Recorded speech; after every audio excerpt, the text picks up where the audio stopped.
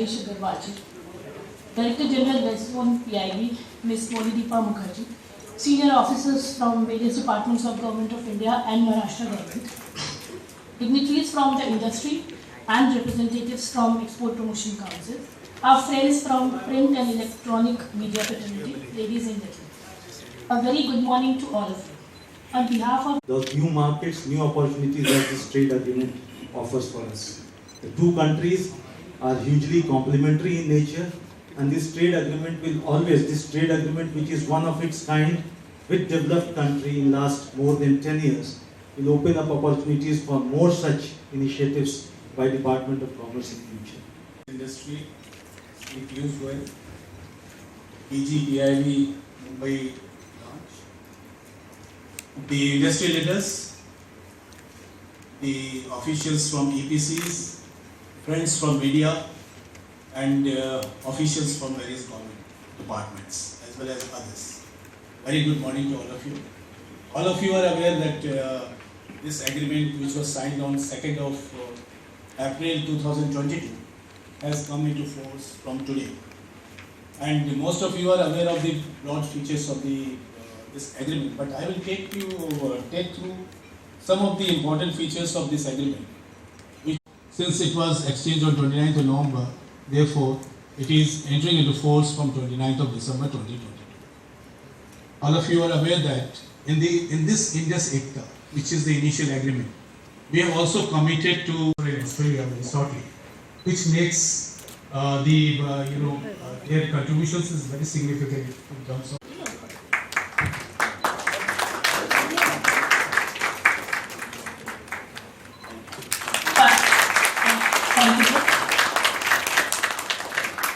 all these products which are dispatched will attract zero customs duty from today onwards. Now may I request you major gainers under this agreement where we are getting duty-free access from the day one. That is from today onwards, all the exports would be going duty-free to Australia under.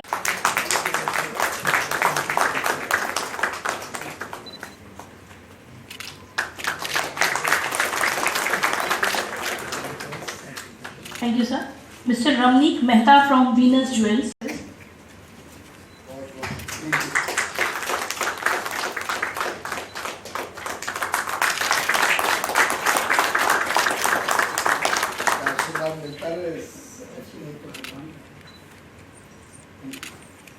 Thank you, sir. Lastly, I would request Mr. Sahil Jain. A better occasion than Guru Gobind Singh Jayanti for the Indus ECTA agreement to enter into force.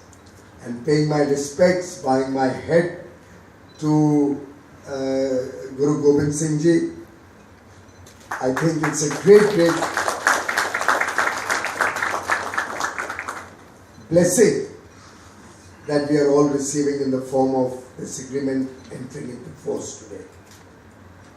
I don't know if any of you recall, but we've had somehow, and not so much by plan, but by coincidence, there's been somewhat a connect in all our various agreements and how they progress. And I'll read it out to you. Great interest in our trade agreement. Happy New Year. It's coming today morning at 2:21 a.m. India time. So you must have just got up early morning in Australia. And along with that, he has sent me an article that he has penned down in the Australian, which is one of the major newspapers of Australia. India Trade Pact opens door to an export bonanza. So I responded to him with my message. Congratulations, Don. What a wonderful day. I'm just proceeding to a celebration program on the entry into force of ECTA today. Have a great 2023. And I have sent him on the edit page of Economic Times what I have written, and both of us have written a small note celebrating the Indus ECTA agreement. So truly a matter of great joy and satisfaction. Two agreements with two countries with large per capita incomes large market potential in a variety of areas. Because of a earlier provision that was there in their law. I'm happy to share with you that they have, as a part of this ECTA agreement, also agreed to remove that and amend the law, which they have done in Parliament, and from 1st of April, double taxation for our IT sector will be over, and we'll save millions and millions of dollars right now and going forward. Petrified. And I use that word with great responsibility. When I started engaging with stakeholders, with industry captains, with associations, retailers, I went through the entire Indian industry segment across sectors. And nobody was happy with it, with RCEP. I wonder why and with what consultation the previous government had got into the RCEP negotiation in the first place. And I must thank Honorable Prime Minister Shri Narendra Modi ji for having the ability and the decisive leadership to say no in front of world leaders to joining RCEP. On 4th of November 2019, when he stood up in Bangkok, in front of all the leaders of 15 other countries, all the ASEAN countries, Australia, New Zealand, Japan, Korea, China, all their top leadership was there. And Prime Minister Modi boldly stood up and said the RCEP does not meet the principles or the guiding areas of agreement on which RCEP was first conceptualized. But SUVs, electric vehicles, all of this, there's huge potential. So I think my own sense is Don and I both agree that we can do far more than $50 billion. Export Promotion Council, first of all, heartiest congratulations. Our sector will benefit a lot, sir. Currently, which we are doing $400 million, we expect it to cross $1 billion in the next 5 years. And sir, thank you again. And I would like to share, yesterday we had this seminar in Surat for this ECTA, and there was a huge participation from almost more than 250 people from all different sectors, and they were really excited about this, and really they have all sent a congratulatory message and wishing the government a fantastic job, sir. Thank you. Last, after that, the media, if they have any questions. Sir, on behalf of the Regional Engineering Export Promotion Council, heartiest congratulations to all of us. It is a industry. The agreement will add at least 10 lakh jobs in the next 5 years in India. Excellent. And I didn't mention about the UK. Incidentally, the UK Minister Kenny Badenoch was in India earlier this month, and we've had very good discussions and engagement, and on many areas we've come to a common understanding, very similar to what we did with Australia.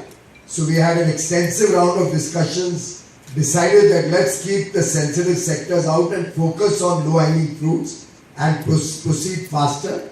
So we do hope that this calendar year will give us at least a couple of very good news in terms of new international agreements. Seem to be working in a very time-oriented sort of a way.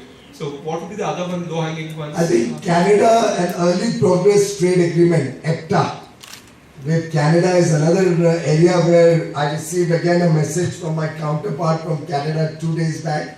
I think it was on Christmas Day, and really looking forward to connect in the new year. And our teams are going to Canada end of next month, January, for the next round of discussion. So January we have discussions next round with UK, with Canada and with European Union. So you can imagine what's happening in the Commerce Ministry. Literally they are all on, and we have an IPEF meeting. No, not IPEF, we have a Trade Policy Forum also in January in Washington.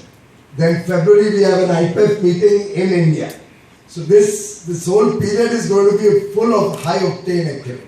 So at least 2 of them you expect it to be. The industry themselves comes on board and says yes, now we are ready to face any competition. For example, many engagements with auto components, the engineering sector, the steel sector. वो बोलते हैं हमको zero duty access दिलाओ आप दुनिया। भारत पे जिसको जो भेजना है जीरो ड्यूटी पे भेज दे दो, we can compete with anybody in the world. That is the courage of conviction today of Indian industry, which is why we are proud of our Indian industry. And we are doing a very calibrated, modulated opening up, supporting industry wherever they require, and that also support comes out of studies done jointly by private sector, industry associations, and government acting as a facilitator, the scale committee, which guides us which are the sectors which need that support. So it's a very, very professional approach and a collaborative approach between industry and government. On imports, and their largest imports comes from a country who's not very friendly with them right now. So they are very, very keen to expand with an alternate, and a powerful, large manufacturing base like India fits perfectly into Australia's plans. We are together on the Quad, Japan, Australia, US and India. We are together on the supply chain resilience initiative between Japan, Australia and India. So we are working together on strategic, geopolitical and now economic areas. So we are, the ambit of our relations is only going from strength to strength. We'll get a chance to recover the money they spend on their education, and many of them may even get a chance to work if they do well. Then our yoga instructors and chefs, cooking chefs, bawarchi, they will get 1800 visas every year. Every year 1800 work permits for chefs and yoga instructors. So it's an agreement which covers a very wide span.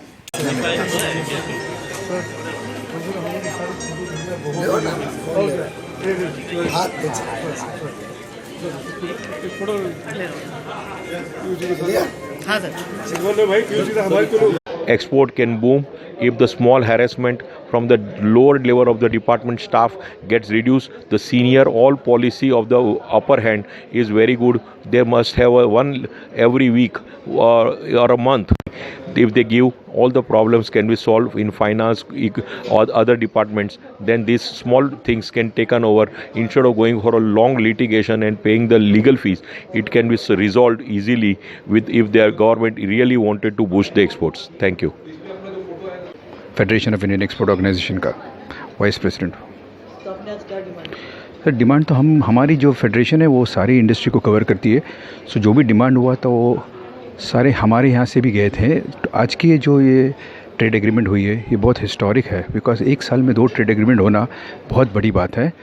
Specially textile industry को बहुत benefit होगा इसमें, export के तौर पे textile को, leather को, engineering को, वहाँ पे बहुत डिमांड भी है और उसका डबल होने का पूरा चांस है। और इंपोर्ट साइड में तो जैसे कि कोल है, कॉपर है और भी रॉ मटेरियल, बिकॉज ऑस्ट्रेलिया में रॉ मटेरियल की बहुत ज़्यादा उत्पादन होती है। वो इंडिया को जो उसका बेनिफिट मिलेगा, इंडियन इंडस्ट्री को भी बेनिफिट मिलेगा, उससे एमएसएमई को भी बेनिफिट मिलेगा इसका। और सबसे बड़ी बात ये एग्रीमेंट में ये है कि दोनों कंट्री ने सेंसिटिव आइटम को बहुत ज़्यादा इज़्ज़त दी है, रिस्पेक्ट करके उसको मानते हुए ये एग्रीमेंट किया है। बहुत ज़्यादा होगा, अभी तो ये शुरुआत है।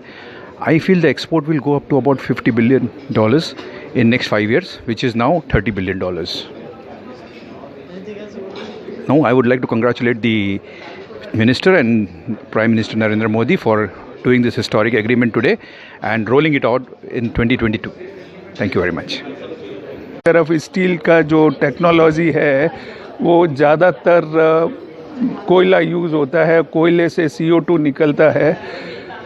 सो आने वाले टाइम में ऑस्ट्रेलिया के पास में इस ढंग की टेक्नोलॉजीज़ है जो कि डीकार्बोनाइजेशन के लिए काफ़ी सपोर्ट करेगी, और वो है जो आज की तारीख में बहुत ज़रूरी है। एक तरफ है जो इंडिया को स्टील सेक्टर में ग्रो करना है, दूसरी तरफ है 2047 तक इंडिया को बिगेस्ट एक्सपोर्टर हब बनना स्टील के लिए 100 मिलियन टन का। वो डेफिनेटली उस ग्लोबल हब को बनाने में ये एग्रीमेंट है जो बहुत मेजर वे में सपोर्ट करेगा। Director of the Plastic Export Promotion Council. In fact, first at the outset, I should congratulate the government because they are in an FTA signing spree, one after another. It is a great efforts by the government, and also it will help the industry very much. As per the plastics is concerned, due to this India, Australia, ECTA, this plastic industry is going to be immensely benefit through this agreement. Presently, we are only exporting 140 million plastics to Australia. Though last, no, both value-added plastics as well as raw materials, and we are expecting that. Looking at the gradual growth of exports to Australia for last 3 years, we are growing at the speed of CAGR around 9.5%. So we expect that this growth will be much more now by virtue of this agreement. Now, in fact, Australian global imports of plastics around $14 billion. And we have the potential to go up to 6 billion of exports in next 5 to 10 years to Australia itself. So we see that there is a lot of scope as far the plastic exports is concerned, and we are going to increase our exports to at least threefold in next couple of years. Thank you. With confidence, and we negotiate for a brighter future for our young boys and girls. We negotiate for opportunity.